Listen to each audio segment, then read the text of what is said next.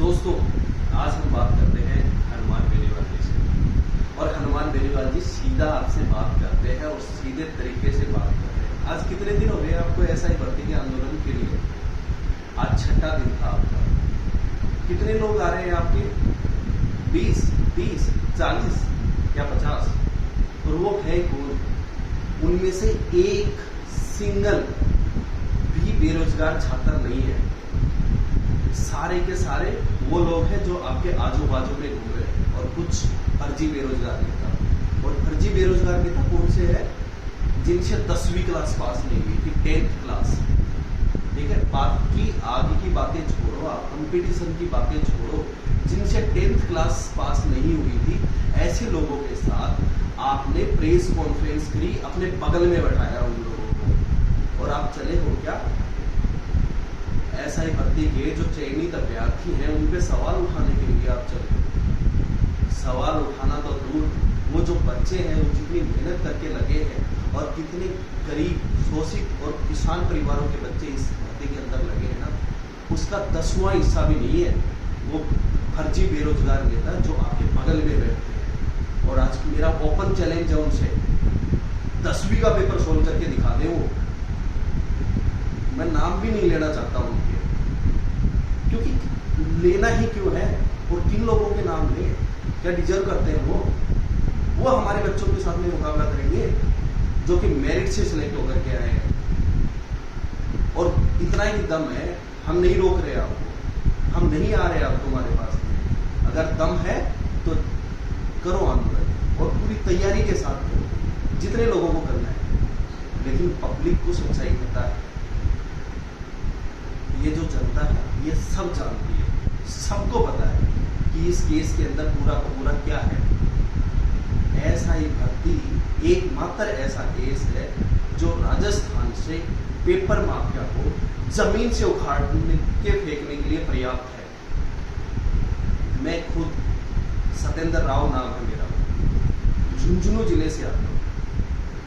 हमारे परिवार के सदस्य, हमारे बच्चे भी इस भर्ती में शामिल हैं और एक नहीं दो हैं। जितनी मर्जी जांच करवा लो, एसओजी से जांच करवा लो, सीबीआई से जांच करवा लो, जिस भी जांच एजेंसी की मर्जी हो जांच करवा लो, हमेशा तैयार है। 1% भी निकाल करके दिखा देना। इतना कॉन्फिडेंस इसलिए है क्योंकि हमारे बच्चों ने मेहनत के साथ तैयारी करी है। और गरीब किसान तबके से आते हैं लोग, और जिनसे तुम आते हो ना, हनुमान बेनीवाल, जो तुम बात करते हो ना कि तुम गरीबों की बात करते हो, किसानों की बात करते हो, वंचितों की बात करते हो, तो आपको ओपन चैलेंज कर रहा हूं। जिस समुदाय से तुम आते हो ना, उसी से हम भी आते हैं। लेकिन हम अपनी जाति, अपनी धर्म, अपने वर्ग को ना ऐसे छोटे हल्के चीजों के लिए इस्तेमाल में नहीं करेंगे और करना भी नहीं चाहते, क्योंकि हम लोग मेरिट में विश्वास करते हैं। हमारे वर्ग के सबसे बड़े नेता अभी तक के चौधरी चरण सिंह, क्या किसी ने आज तक सुना है कि चौधरी चरण सिंह ने जाटों की बात की थी? अरे नहीं की थी उस आदमी ने, क्योंकि वो जानता था कि सिर्फ एक कौम नहीं, वो 36 कौमों के लिए काम करता है, वो पूरे भारत देश के लिए काम करता है। वो पहला प्रधानमंत्री था जिसने लाल किले से सिर्फ और सिर्फ किसान की बात करी थी। और तुम अपने आप को उस राजनीति के उत्तराधिकारी बताने की कोशिश करते हो। और क्या कर रहे हो? तुम्हारे बयान देखे तुमने? कितने हल्के बयान देते हो। एक बच्ची के पिता हो तुम, और बातें कैसी हैं तुम्हारी? गर्लफ्रेंड, महिला मित्र, अधिकारी के साथ में ये वो, इस तरीके की तो बातें करते हो। कभी लैंग्वेज देखी है तुम्हारी? हनुमान बेनीवाल, तुम मुझे भी अच्छे से जानते हो। एक विधानसभा चुनाव में मैंने तुम्हारे लिए भी काम किया था। मैं खुद आम आदमी पार्टी का पदाधिकारी हूँ, नेशनल लेवल, ठीक है।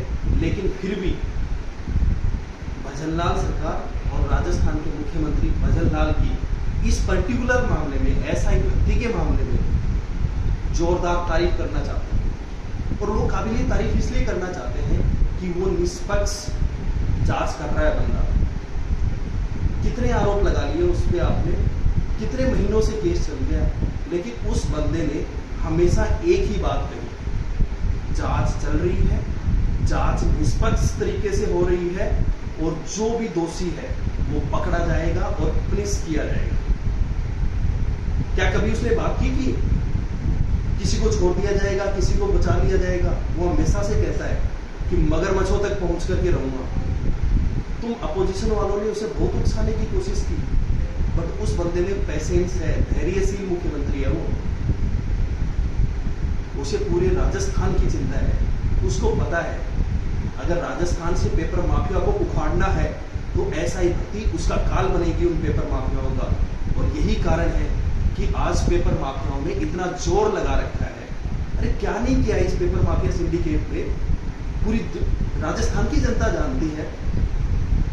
अखबार को इसने खरीद लिया, और अखबार भी वो अखबार जो राजस्थान का सबसे बिकने वाला पेपर है। और सारी की सारी कैसी खबरें हैं उसकी? पेड खबरें हैं। हाँ दैनिक भास्कर वालों, मैं तुमसे ही बात कर रहा हूं, मैं तुम्हारे लिए ही बोल रहा हूं। पेपर माफिया सिंडिकेट में वो हर काम किया जिससे वो अपने आप को बचा सके, क्योंकि पेपर माफिया सिंडिकेट एक ही चीज चाहता है कि कैसे ना कैसे ये केस बंद हो जाए और पब्लिक इसको भूल जाए और वो अधिकारियों और नेताओं को पैसे देकर के छूट जाए। लेकिन पेपर माफिया वालों, चाहे तुम जितने भी बड़े राजनेता को स्पॉन्सर कर दो, लेकिन मुख्यमंत्री वत्सललाल एक ईमानदार और सही मायनों में किसान का बेटा है। वो राजस्थान के भविष्य के लिए पेपर माफिया को उखाड़ से फेंकने के, जड़ से उखाड़ के फेंकने के लिए, एसआई भर्ती के लिए जांच कभी भी बंद नहीं करेगा। आने वाले दिनों में जांच और तेज होगी। और जब उसने बोल दिया कि मगरमच्छ पकड़े जाएंगे, तो मगरमच्छ पकड़े ही जाएंगे। और अभी तो देखो कौन कौन गिरफ्त में आएगा। और हम तो ओपन चैलेंज के साथ में कहते हैं कि एसओजी, आप सबसे पहले उन्हीं को पकड़ो जो सबसे ज्यादा शोर कर रहे हैं, जो कह रहे हैं इसने ऐसा कर दिया, उसने ऐसा कर दिया, इसने ऐसा लिख दिया, उसने ऐसा लिख दिया। तुम लोगों ने क्या काम किया? कि पिछले 2 दिन से क्या खबरें चला रहे हो कि एक स्कूल लेक्चरर ने एक लेटर लिखा, उसकी वजह से उसका पूरा का पूरा परिवार पैसे देकर के आया। हाँ, मैं भैराराम की बात कर रहा हूं। क्या जानते हो उस बच्चे के बारे में? आप उसकी ट्विटर टाइमलाइन देखेंगे, हर दिन बंदा कम से कम 5-10 लोगों के लिए लिखता है जो सही में जरूरतमंद है, जिनको जरूरत है, ऐसे लड़ने वालों के लिए। और मैं तो कहूंगा कि भैराराम आज के टाइम का असली भगत सिंह है। बहुत सारे लोग हैं तुम में से, हनुमान बेनीवाल तुम खुद भी हो, तुम सिर्फ और सिर्फ भगत सिंह की प्रतिमा में उसको माला पहनाने के लिए जाते हो, तुम भगत सिंह को मनाने के लिए जाते हो। लेकिन भैराराम जैसे नौजवान भगत सिंह की मानते हैं, भगत सिंह की राह पे चलते हैं। और तुम जैसे खोखले नेता सिर्फ दिखावा करने के लिए एक दिन उस फोटो पे जाते हो। वो नौजवान हर दिन लड़ता है। जितना झूठ रेप चलाना है चला लो, ओपन चैलेंज है, जितना करना है कर लो। जब तक इस प्रदेश की कुर्सी पे भजनलाल जैसा ईमानदार आदमी बैठा है और जुडिशरी और पुलिसिंग में अच्छे लोग हैं, तब तक इन होनहार बच्चों का बाल भी बांधा नहीं। पिछले 2-2.5 साल से ये लोग अग्नि परीक्षाएं दे रखे हैं। अरे जिन लोगों ने 90% 1.5 साल के बाद हूबहू पेपर लिख दिया, तुम उनकी काबिलियत पे शक करते हो। हनुमान बेनीवाल, तुम्हें पता है तुमने 4 दिन पहले क्या स्टेटमेंट दिया था? तुम्हें कुछ याद नहीं रहता है, लेकिन उन बच्चों को ये याद था कि 1.5 साल पहले उन्होंने अपनी कॉपी में क्या आंसर लिखा था। सीधा का सीधा लिख कर क्या है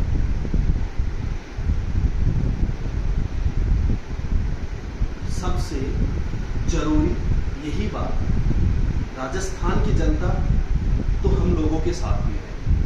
राजस्थान की जनता अपने ईमानदार पुलिस अफसरों के साथ है और आने वाले दिनों में चाहे वो इनके आरपीए के इंस्ट्रक्टर हो, चाहे उनके डायरेक्टर हो, वो भी कह चुके हैं कि ये बैच राजस्थान पुलिस का सबसे सर्वश्रेष्ठ बैच है और आने वाले दिनों में अपराधियों की जो क्लास लगाएगा ये बैच और राजस्थान से इन पेपर माफिया सिंडिकेट का जड़ से उखाड़ेगा और गरीब किसान के बच्चों को मुख्य धारा में लेकर के आएगा और मेरिट के आधार पे लोग आएंगे।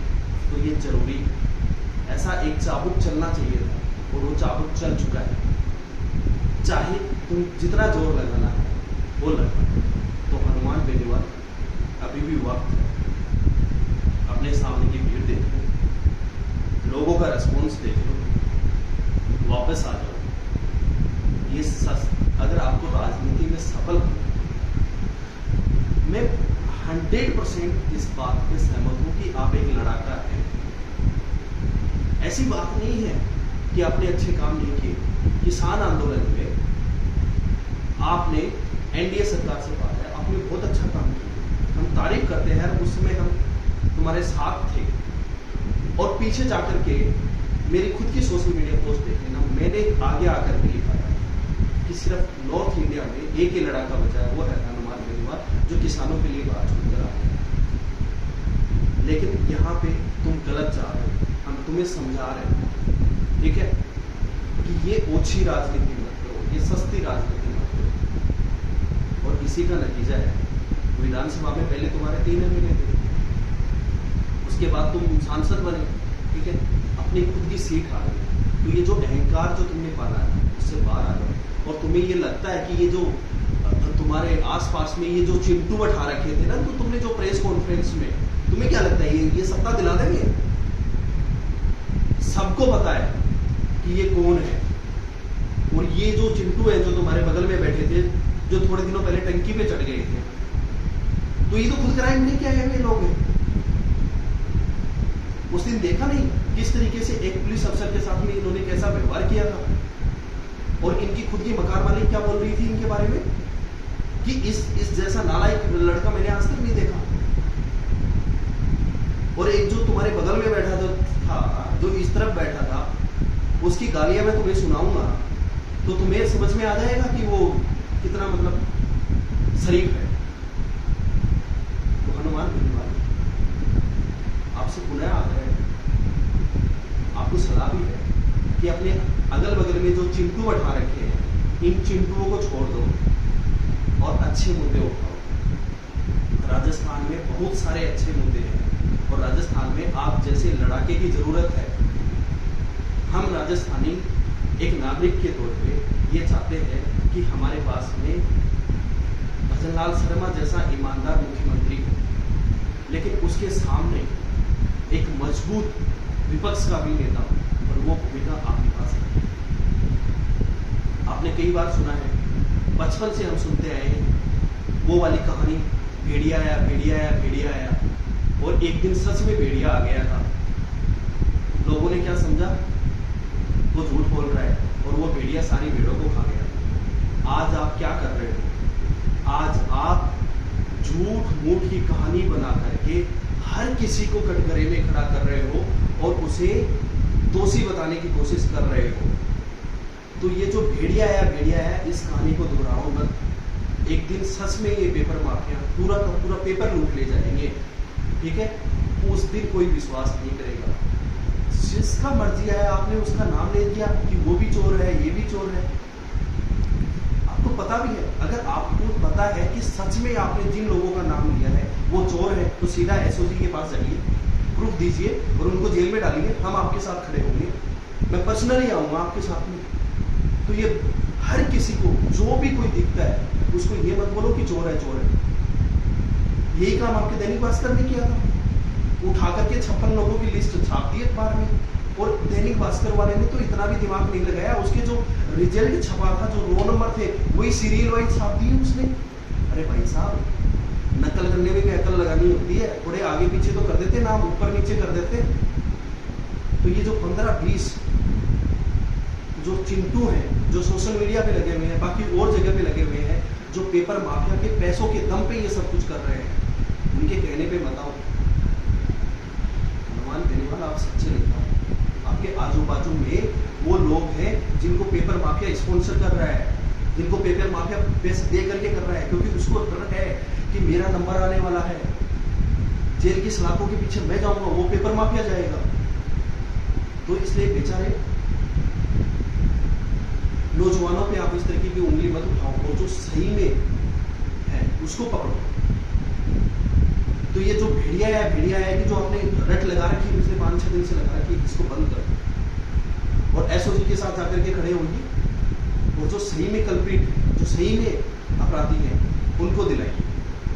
जय हिंद, जय भारत।